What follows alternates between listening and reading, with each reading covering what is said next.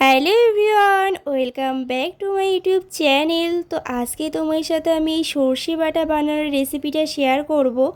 তার জন্য প্রথমে এখানে বাটা মাছগুলো ধুয়ে নিয়েছি।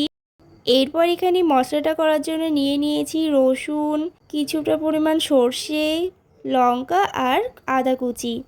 এরপর এই সমস্ত মশলাগুলো মিক্সারে দিয়ে এই মশলার পেস্টটা তৈরি করে নিয়েছি। আর এখানে আগের থেকে ধুয়ে রাখা মাছগুলো ম্যারিনেটের জন্য নিয়ে নিচ্ছি। প্রথমের মধ্যে দিয়ে দিলাম হলুদের গুঁড়ো আর কিছুটা পরিমাণ লবণ দিয়ে সমস্ত কিছু মাছের সাথে মিশিয়ে নিয়েছি। এরপর একটা প্যান বসিয়ে দিচ্ছি, তার মধ্যে কিছুটা পরিমাণ তেল দিয়ে এক এক করে সমস্ত মাছগুলো ভেজে নেব। এরপর সমস্ত মাছগুলো ভেজে নিয়ে নিচ্ছি। এরপর এখানে আবারও প্যান বসিয়ে দিয়েছি, তার মধ্যে কিছুটা পরিমাণ তেল দিয়ে দিলাম তেজপাতা, কিছুটা পরিমাণ সর্ষে আর দিয়ে দিলাম জল। এরপরের মধ্যে দিয়েছি কিছুটা পরিমাণ হলুদের গুঁড়ো ও স্বাদ অনুযায়ী লবণ। আর এখানে আগের থেকে করে রাখা মশলার পেস্টটা এরপর দিয়ে দিলাম। এরপর এখানে আগের থেকে ভেজে রাখা মাছগুলো এক এক করে ছেড়ে দিচ্ছি। আর একদম শেষে কিছুক্ষণ নামানোর আগে এর মধ্যে দিয়ে দেবো কিছুটা পরিমাণ চিনি।